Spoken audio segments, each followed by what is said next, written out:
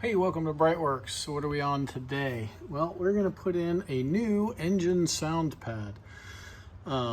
So we're going to get that all cleaned up. We've already taken out the big vacuum canister.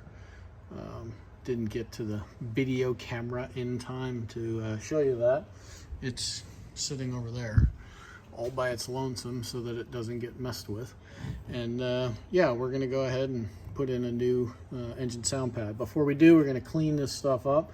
That is not rust, that is old glue residue. So it's just dirty, and we'll get that all cleaned up, and we'll get the sound pad in. We'll show you how we do that as we go along. So a lot of cleaning, a lot of taping, and then glue spraying. So follow along with us and we're gonna get on with it. All right, so you can see we did a little spring cleaning.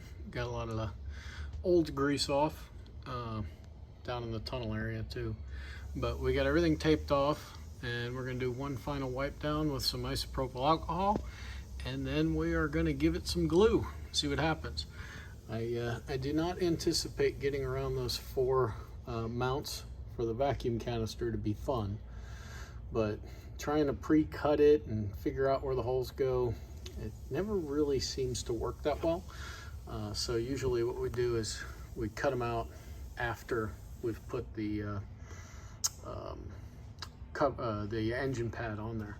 So we're gonna see how it goes. One way or another, we'll get her in there. And there you have it. Everything's installed, went in very nicely.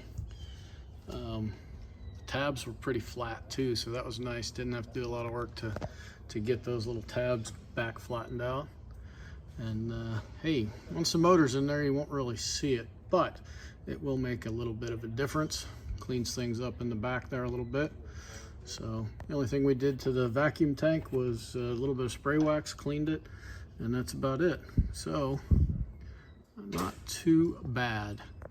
All right, thanks for watching. Check us out at BreitWerks.com. Have a fantastic day.